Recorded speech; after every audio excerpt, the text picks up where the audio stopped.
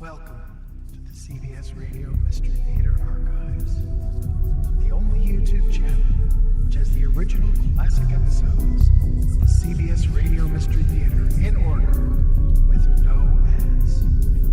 Thank you for listening, and now, enjoy the show.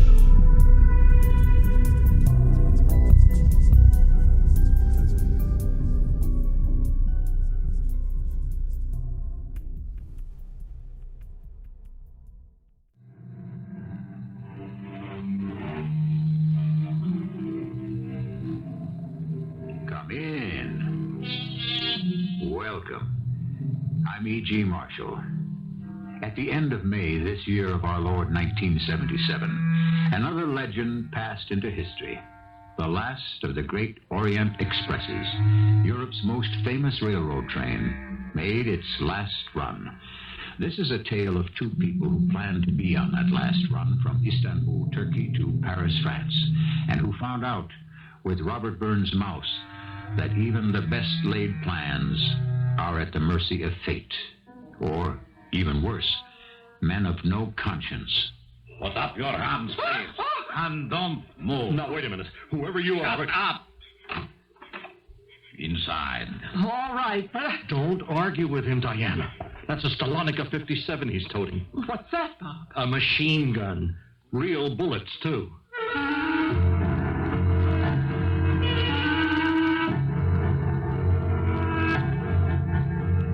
Our mystery drama, Last Train Out, was written especially for the Mystery Theater by Ian Martin and stars Ann Williams. It is sponsored in part by Sign-Off, the Sinus Medicines, and Buick Motor Division.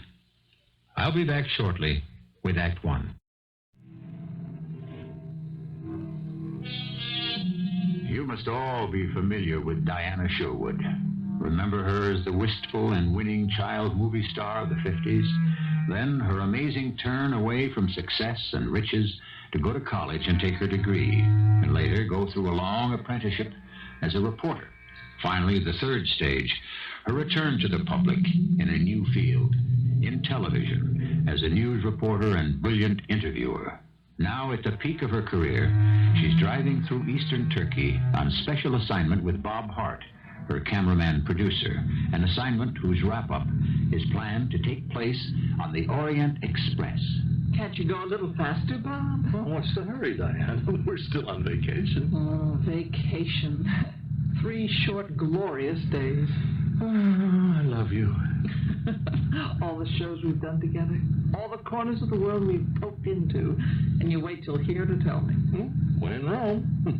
I got here, I learned to talk turkey. Ooh, I'm not even going to notice that. Don't. Just concentrate on me. Oh, I intend to. For the rest of my life. Hey, I'm going to hold you to that.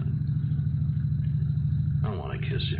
Not while you're driving. Well, why not? No, Bob, don't. Now you... Oh, look out, lame brain. Do you want to kill us? No, man, but what a way to die. You just keep your eye on the road. What road? The one you're driving on. Now, you call this a road? It's a goat track. Well, you were the one who insisted on taking it.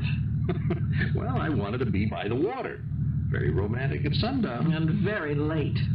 We ought to get back to the main road as soon as possible. I mean, we really should be in Istanbul by now. Why?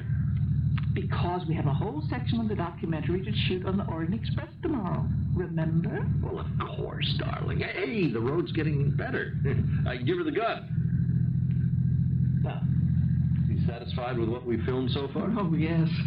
And the train footage should just button it up right. That's sad to think that romantic old train won't be running anymore. Yes. A lot of things sad about Turkey. Not for me. Because of us. Well, that's private and personal. No! What is it?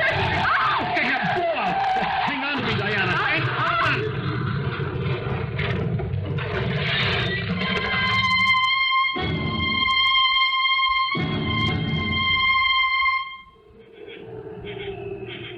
Bob? Bob? Can you hear me? Oh, yeah. Ooh, it hit my head. Oh, no, it's bleeding. I can't seem to stop it. Oh, it's kind of dark. Is that me or No, is it... no. The sun's gone down. Oh. How long have I been out? About 15 minutes. Well, I've been frantic. There hasn't been a sign of another car or anything. Hey, wait a minute. How are you? Oh, I'm all right. You sure? Darling, I hung on to you, and when you rolled over, you took the worst of it. You saved my life. But you, I'm so worried. Oh, honey, ease up. I'm not hurt that bad. Except for the whack on the head and a couple of bruises on my thigh. I'll do. But you're bleeding. Well, okay, I need a couple of stitches maybe, but the cut's not deep. Now, look at that. How did I get out of the car? Well, you were still half conscious. You were able to help me just enough to get you out. Oh, how is the car? Oh, pretty much of a wreck. Whew. Thank heaven I left my cameras and equipment to be shipped from Ankara by air. What are you trying to do? Get up. No. Bob, no. Darling, I'm all right, and I want to take a look at the car. Look, I don't want you to move. You might have a concussion. Don't worry, Diana. Oh, now, if I knew you were okay, you could sit here, and I could walk back to that village we just Yeah, had. well, let's see if we can ride first. Oh, wow. It is a wipeout. Front axle's gone, the radiator's ruptured. Oh, and wait a minute. What is it? Wait, look up there at the top of the hill, through the trees. Someone just turned on a light. Oh. There's a house up there. Yes, I see. Look, darling, you wait here, and I'll go up and see if they have a phone. No, I'll do better than that. I'll come with you.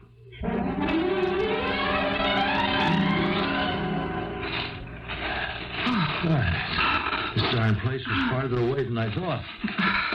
We'll just cut across this terrace here. And we'll try the French windows. Hey, the room inside's lighted. Oh, yes, but they have Austrian blinds. Hey, wait a minute. There's a chink here. Let me have a look. Yeah. Hey, it's crazy. That can't be. What is it? Now, keep your voice down. Take a look.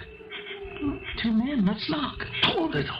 Take a look at the one sitting at the table. Yes. Who is he? Oh, I see what you mean. Oh, he looks like Sipiakov. Looks like he's a dead ringer. Oh, good Lord, Bob. We've really stumbled onto something. Yeah. A hornet's nest. We're getting out of here. With a story like this? Do you know who this man is? Sure. Number 3 or 4 in the Politburo who came here on a little Russian-type lobby trip to Istanbul and mysteriously disappeared day before yesterday. Or defected. Well, whichever it was, he has Russia up in arms and the Western world on atomic pins and needles and the Turks in a blue funk. Now, let's not get mixed up in this, Diana. Come on, it's too big. Don't move. Hey, now, wait a minute. Whatever you... We had an accident, and we were I looking... said be quiet. Inside. All right, but I... Don't argue with him. That's a Stalonica 50-70 he's toting. A what? A machine gun. Real bullets, too. Move. What is the meaning of this, Sergei? Excuse me, doctor, but I found them outside looking through the window. Doctor? Oh, you're just what we're looking for. My friend is hurt. Yes, so I see. That is a nasty cut. You will need some stitches. No. All we need is a phone to get a mechanic and some But transportation. first of all, I must tend to your wound. Oh, allow me to introduce myself. I am Dr. Bülent Agdüz. And you, of course, are Mademoiselle Diana Sherwood, is it not? You know me? What educated man in Turkey does not know you, mademoiselle? Especially since you have honored Turkey by coming here to do one of your fine documentaries about us. Excuse me. Sergei, put away the gun.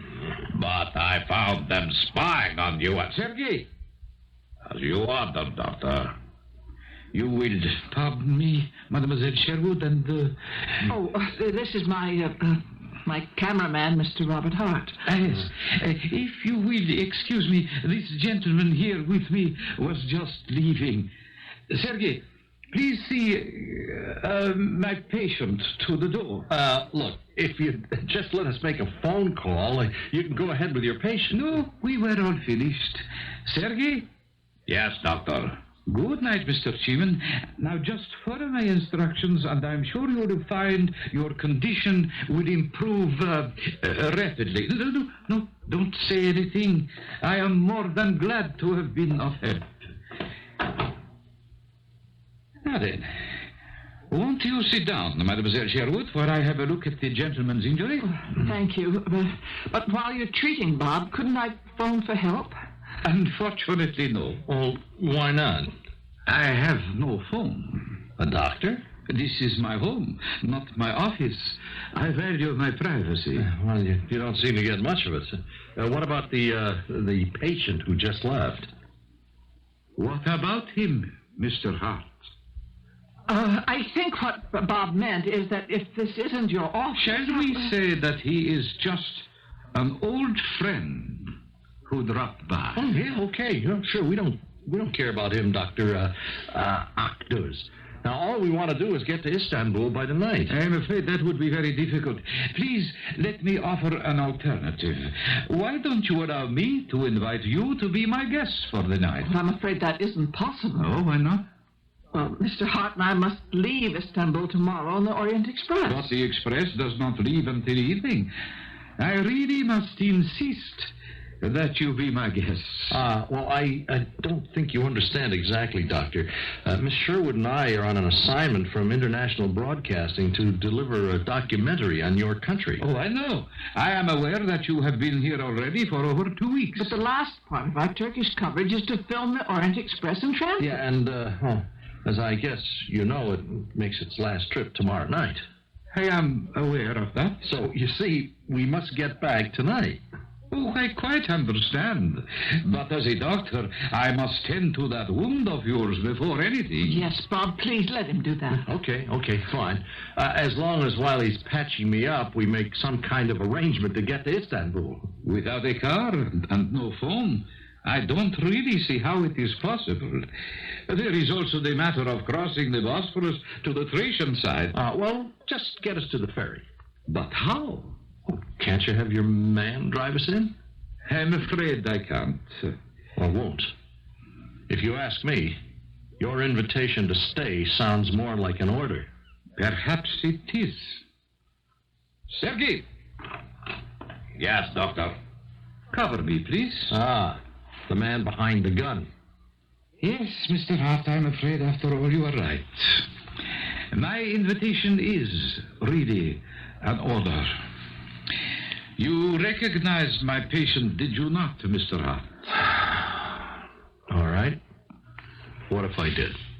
It is absolutely vital that Comrade Serfiakov's whereabouts remain a secret until we get him to safety. So you will stay as my guests, both of you, until I do. But, Dr. Akduz, you can't keep us here indefinitely. I have no intention of doing that. I can promise you, Mademoiselle Sherwood, that you would be free to leave here in the morning. And to catch my train. And to catch your train. Me? The way you said that... what about Mr. Hart? That is quite different. Mr. Hart will be staying a little longer. What for? Shall we say as evidence of your good faith? My good faith in what? In a little scheme which has occurred to me, and which, the more I examine it, seems the perfect answer to all our problems. Yes, indeed. I think my little scheme will solve this dilemma for all of us. Diana and Bob exchange a glance. What is the smooth and oily Dr. Akduz up to?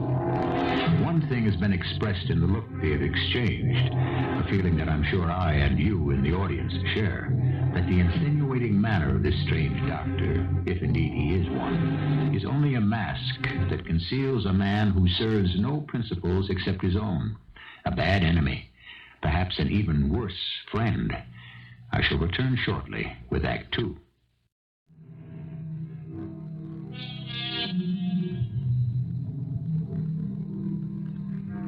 The three of them were frozen as we left them. Diana Sherwood and Bob Hart in the moment of exchanging their glance. Dr. Bülent Akduz, his dark, beady eyes glistening wetly as he considers them both, a secret smile curling one side of his mouth. Now, as the film of our tale starts to unwind again, the protagonists move from their still frame to action. I think my little scheme will solve this dilemma for all of us. What dilemma? Oh, come, Mr. Hart. It is useless to deny it. You have recognized that I am hiding under my roof the most wanted man in Turkey. Lavrenti Serpiakov is being hunted by every communist in Europe. I am committed to getting him to safety. Could I possibly allow either of you to leave here freely, now that you know my secret? But we'll be beyond Turkey by tomorrow night. Preserving a discreet silence about the biggest news story on the continent at this moment? The answer is obvious. Oh, no. We are sitting, all three of us, on a bombshell. Why all the intrigue and the cloak and dagger stuff? Look, why doesn't Serpiakov turn himself over to the Turkish authorities and ask for sanctuary? The risk is too great. Turkey stands at a crossroads at this moment. Our neighbor to the north, Russia, dominates the Black Sea with her navy. She would demand his return at once, and we are not in any position to refuse. Well, then go to the American consulate. They'd protect him. If we ever got him there alive, perhaps. Another point not to be debated, the risk is also too great. An international situation might be created. No, the answer is clear and has been decided. Serpiakov must first be gotten out of Europe to a country where he will be totally safe. Without a passport, without papers, without visas? No, it's crazy. The problem was enormously difficult before. But now, fortunately, it is relatively simple, thanks to your coming here, providentially, as you did. Thanks to us? Yes. Well, actually more directly to you, Mademoiselle Sherwood. You are going to be Serpiakov's safe conduct direct to America. Me? Oh, I'm afraid you're mistaken. I doubt it. I'm quite sure you are going to be perfectly agreeable, even anxious to help. When I explain. You'd better do that right now. I'm afraid not quite yet. My professional ethics dictate another pursuit for me. You have a nasty cut and quite a few abrasions which need attention. If you would follow me across my hall to my clinic, we would put you in shape. No. I want to know what you're up to first. I think you will do it my way. Sergei! Now, look, just a minute. No, darling, please. The cut still hasn't stopped bleeding. It's got to be taken care of. She is quite right, you know. The sooner I can suture it, the less scar it will leave in the future. Well,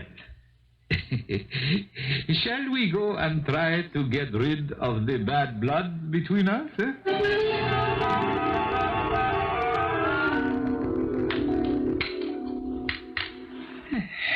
There. I think that should do very nicely. No pain? No pain. Now, I want to know what you're trying to get Diana mixed up in. Yes. Well, I would prefer to explain that to both of you at the same time. Why don't we go back and join the lady, so I can explain to you both what a blessing in disguise you have turned out to be. So, you would like to know my plan. Very well.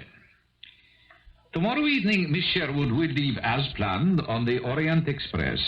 With her will go Serpiakov, traveling as Mr. Hart. What do you mean, Serpiakov, traveling as Bob? How can he? Very simply. You have just had a quite serious accident in your car. Very good. We will make it appear a good deal more serious. We will say that Mr. Hart has been injured quite severely about the face and the head. I, a doctor living closest to the scene of the accident, attended him, and quite naturally, since the damage is extensive, have had to bandage most of his head and face. Oh, can I freshen your drink, Mr. Hart? Well, maybe you'd better. You see, it occurred to me as soon as I saw you that both you and Serpiakov are approximately the same height and build. Another piece of luck. This comrade of yours, does he speak American? He won't have to. The mouth will be bandaged because some sutures had to be taken. We can even wire the jaws if broken. No. I see no flaws. I think personally it is an excellent plan. Once Serpiakov reaches Paris, arrangements already have been made by other interested parties which will clear him out of Europe safely. Now, there is just one major flaw, Dr. Octus. Yes? What is that? What makes you so sure that I'll go along with your little scheme? Oh, I have no doubts about that. I'm sure you can both guess why. You'll be holding me as hostage. Exactly.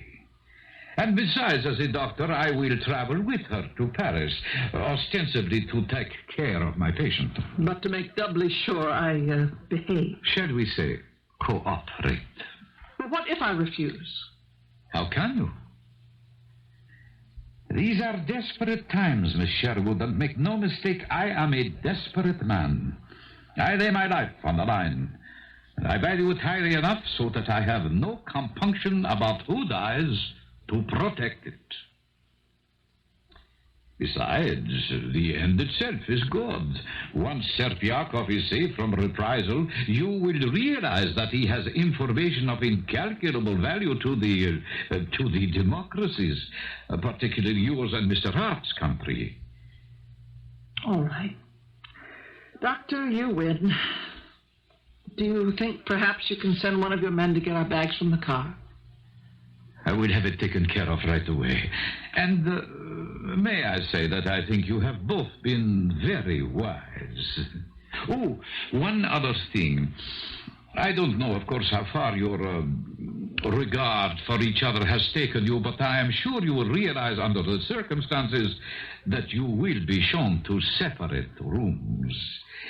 The judgment is not one of moral principle, just mere precaution.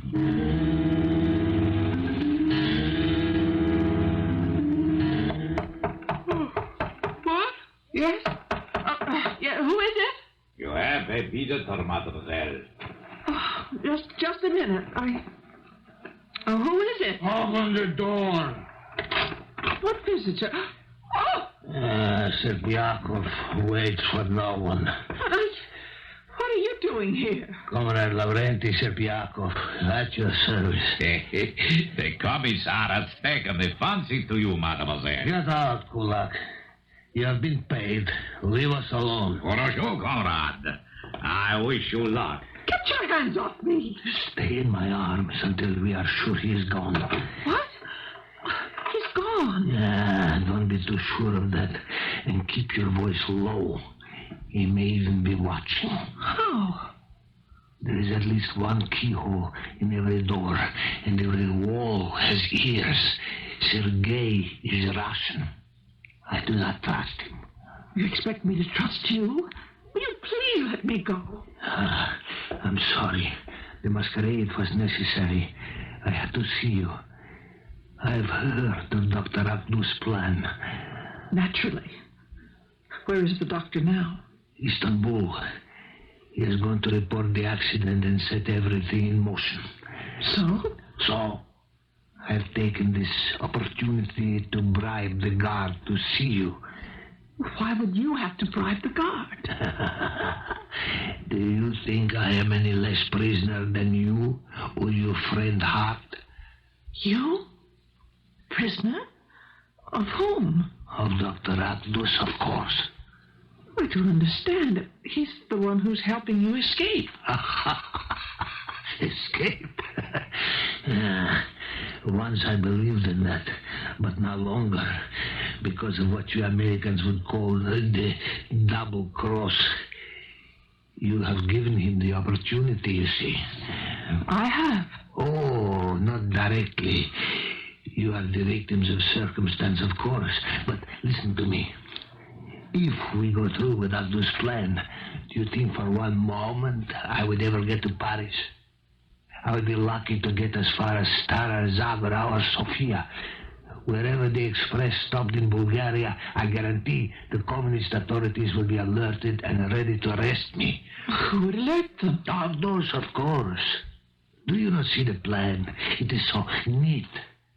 I will be arrested for traveling under disguise on a false passport, so I can be removed from the train quite legally and quietly. Once back in communist hands, I leave it to you to imagine what will happen to me. They wouldn't kill you. No, I doubt it. We are not under Stalin anymore. All I lost in Siberia, as you see, my ring finger. No. Today we are more civilized. At best, I would simply become a non-person. No job, no means of support. A beggar. At worst, a patient committed to an institution. Both living deaths. Why should Dr. Octus want to turn you back to the communists? Isn't he helping you escape them? Mademoiselle Sherwood, Dr. Octus is not a man of conviction, except where he himself is concerned. He is an opportunist and a tool of the highest bidder. The only thing he ever wishes to protect is his neutral standing. I am worth more to the communists, but apparently it is only bad luck I fall into their hands. He has it both ways, the money, and if you call it that, his reputation. Do you understand? Oh, I'm not sure. If you really are a prisoner, how could you come and visit me? Number one, because I am not supposed to know that I am a prisoner. And number two, because among a certain class of men, money is the magic key to anything. Oh, with a diamond ring, which is worth more than I care to think of, I bribed Sergei. Wasn't he suspicious about why you wanted to talk to me? Not since he was half drunk from drinking with me. And because of the reason I gave him. You are beautiful enough for any Russian to understand that. I see. Well, now that you have seen me, what purpose has been served? I want you to trust me. But I do not trust you. I have no time to try to convince you. I have little time left. But I have a plan for all of us. The only one I can devise, which I believe, which will give us a chance to escape with our lives. Will you at least listen to that?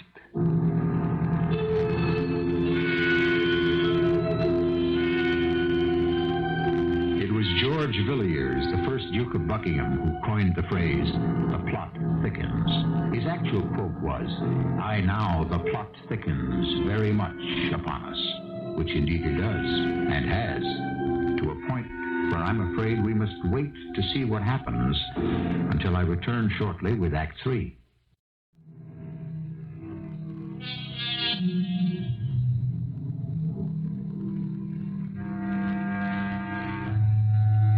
The estimable Duke of Buckingham, whose thoughts we borrowed so shortly ago, had one other remark that history had recorded. The world is made up for the most part of fools and knaves. Now, while I don't share his pessimism, the world in which we have become engaged here may be a lot nearer to his than yours and mine. Let's return to it and find out just what it is that Comrade Sipiakov wishes Diana Sherwood to listen to. Very well, Mr. Sipiakov. I'm listening. If I can pass as Mr. Hart with the head covered with bandages, then so can he pass as me. It is only a matter of changing places. How can you do that? Leave that to me. What is important is that he must be ready when the moment comes. Here are bandages. You must get them to him. How? I must leave that up to you. How can I trust you? Look. You are a woman of the world, and you know that between the grindstones of power, individuals become dust and are lost in the wind. I know that if I follow the doctor's plan, I am doomed. But if you don't? I'm ready to take my chances. I have been ready to do that since I walked away from a lifetime spent in a cause in which I no longer believe. All right. How will the change be made? Just before they take me down to the ambulance. Comrade Serpiakov.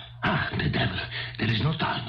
You must let me know if you get this to Mr. Hart. I am coming in. The doctor is returning. Well, I'll do my best. You must get word to me if he has them, and we'll be ready. We can't wait, comrade. But how? Hurry, think.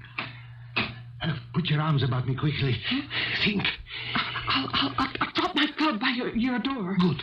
You will have to leave your love dreams for another time. The doctor is just returning. I don't care about the doctor. But I do. Come. Your glove. My glove before your door.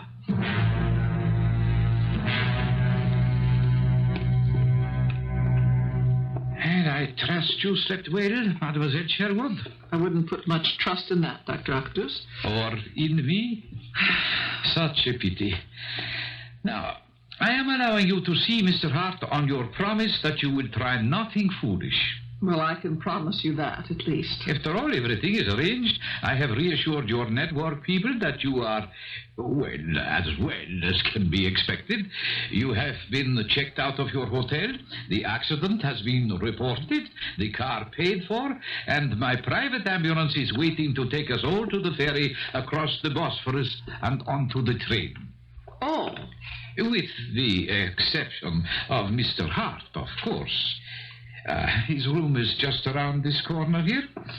Now, remember to be careful what you say. I only want to tell him I love him. And please to follow orders. Hamid, be careful with that gun. And open the door. I apologize for that fool. He is gun happy. Must he be the one to guard Bob? Unfortunately, my resources are not unlimited. But your intended husband will be quite safe if he is careful. Wait, open the door, Hamid. May I see him alone? Where a beautiful woman is concerned, I am a sentimentalist, but not a fool.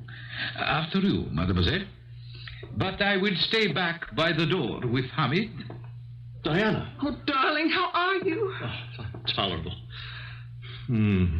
The room's okay, but up until now, the room service was lousy. Oh, honey, you all right? Oh, yes. Everything is all right. What'd you just stuff in my pocket? Jesse, I said everything's all right. Dr. Octus has given me every assurance that you'll be all right. In 36 hours, as soon as we reach Paris, you'll be set free to join me there. You trust this bird? What else can we do? I only have a minute, darling. Just hold me. Hold me close. Closer. Before I go, ask for your tobacco pouch. Kiss me goodbye. Oh, do I have to be asked? What's in it? A note. Au revoir, darling. It won't be long. Long enough. I just wish I had a smoke. I am afraid I must break up this tender farewell. However, at least in exchange, I can offer you some cigarettes. Yeah, thanks. But coming from you, they'd probably be poison. No, I'd prefer my pipe. Well, I guess I lost my tobacco pouch in the accident. Oh, for heaven's sake, I almost forgot. I was just bringing you that. What are you doing with it? I don't know. I must have picked it up after the accident or something. I found it in my sling bag. I think it's still here. Oh, yes. Well, glad to get rid of it. Smelling up my whole bag. Here. Just one moment, please. I will take that. This would not be a gun by any chance, would it? Well, why don't you open it and see? One can't be too careful. Of course. A briar pipe and a beauty. And unlike the lady, I like the aroma of your tobacco mix. You must let me try it when we have more time. Your pouch, Mr. Hart. And now, mademoiselle, we really must go. Hamid, the door. Au revoir, darling. You sure you understand? Don't worry. I'll follow instructions. Don't leave this door until you are relieved, Hamid. Khalud Kemar will be here early in the afternoon with some men. Come, mademoiselle. We will go down and have some coffee while we are waiting for Sergei to bring the ambulance. But first, I must see Serpiakov for a moment. This is his door here. Excuse me. Serpiakov? It's Dr. Agduz. Open up. Oh, you dropped your glove, mademoiselle. What's the matter? Something wrong? Oh, nothing. I just dropped my glove. Allow me. I will get it, you drunken fool. You can hardly stand up. Didn't you drink any of that coffee I sent up? Don't want coffee. You'd better get hold of yourself. We're leaving within the hour. Do you understand? I understand the lady dropped her glove. All right. I said I would get it. Here. Oh, very well. Get as drunk as you want. It will save me using the anesthetic. But try to stay awake a few more minutes. I will be right up with the bandages. Be waiting. Got everything ready. Is mademoiselle... You need have no worries about her. She sees things our way now. Am I right, Mademoiselle Sherwood? Oh, yes, indeed.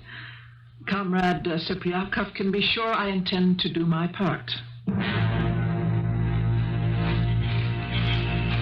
Dr. Octus, what's wrong? Serpiakov, the drunken fool, passed out. I had to bring Hammond down with me. Sergei? Yes, doctor. You and Hammond get the stretcher and go upstairs to fetch him. We will have to carry him down.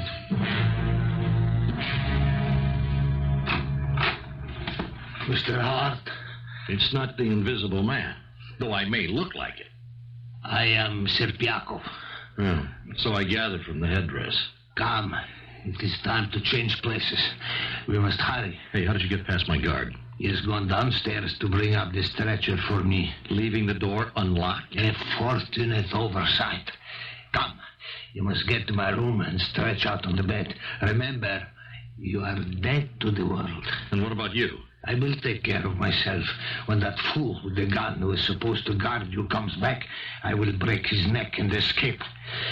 I still have other friends and other ways. It is the best way. Now hurry. I'll hurry, but I'm not sure it's the best. Look out behind you! What?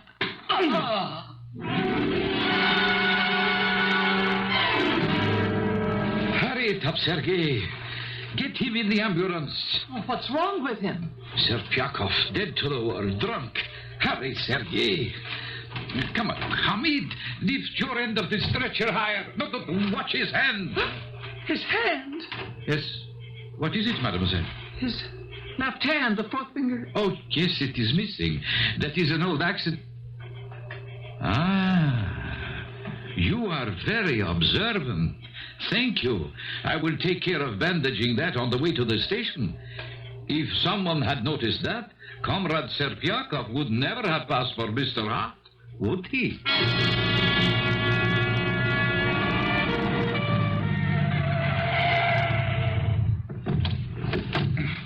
All right, Sergei. Hold it a moment. I'll see if that fool has sobered up enough to get him into the wheelchair. Halt! Stand ready. Dr. Bülent Agdos? Yes? Lieutenant Ertan, Istanbul Police. Can you identify yourself? Certainly. Here are my papers and the passport. Quite correct. These are in order. The lady? Oh, my name is Diana Sherwood. Oh, yes. Your television crew is expecting you on the train, mademoiselle. But where is Mr. Hart? If you will come with me, Lieutenant, I will show you. Mr. Hart has met with an unfortunate accident in his car, from which Mademoiselle Sherwood managed to escape without serious injury. As you see, Mr. Hart was not so fortunate. He was quite severely injured. You are quite sure that man under those bandages is Mr. Hart, Dr. Agdos? Of course. Mademoiselle Sherwood can verify that. I'm not asking you, mademoiselle. I'm asking you. Very well. I am his doctor. Who would know better? Of course, this is Mr. Robert Hart. I think that will do, Dr. Agdos. You are under arrest. On what charge? For the moment, falsifying a passport will do. I do not believe this man to be Mr. Hart. I believe him to be Commissar Lavrenti Serpiakov. You must be crazy. Mademoiselle Sherwood, tell this idiot that we cannot be held up. That it is imperative for you to... Lieutenant, he's right. I can't tell you how vital it is to Mr. Hart that we make this train. Have no fear, mademoiselle. I think if we hurry, we can get to the police station, straighten things out, pick up the real Mr. Hart, and still make the Orient Express on time. The real Mr. Hart? Certainly. It was his telephone call that brought us here.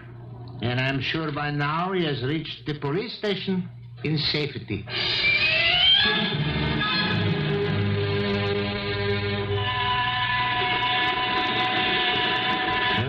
Goodbye, Istanbul. Paris, here we come. Bob Hart. Yes, Diana Sherwood. Will you stop being cool, collected, possessed, and pompous and explain to me just what happened? Elementary, my dear Sherwood. Bob, didn't you get my note in the tobacco pouch? I did. And the bandages you stuffed in my pocket. Well? Well, when Serpiakov came to make the switch, I got to thinking, so I just cold cocked it. You what? Yeah. Listen.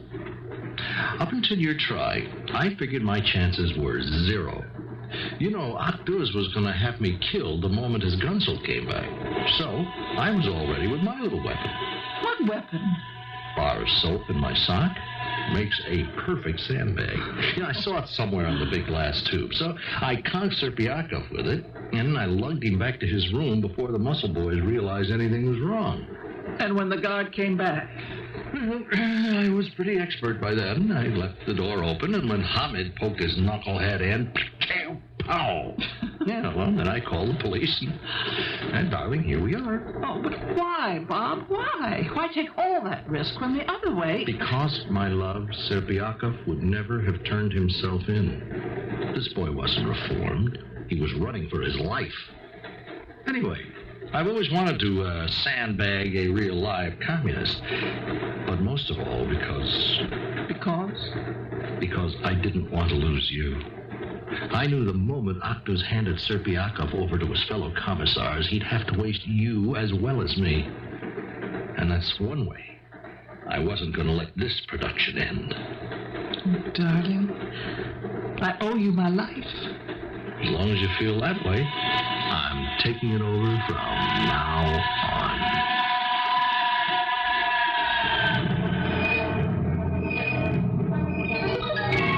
And that, as they say in the film business, is a wrap, which means the story is told.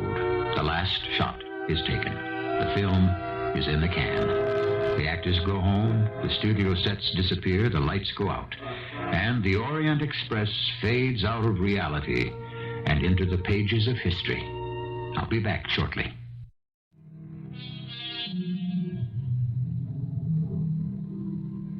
As it happens, Serpiakov did find temporary sanctuary in Turkey and eventually made it to America, and a kind of freedom he had never known. Dr. Akduz lost his freedom, of course, on multiple charges, including abduction and forcible detention against a person's will. And Mr. and Mrs. Hart, as Diana Sherwood very shortly became, got an exciting and dramatic ending for their documentary on Turkey.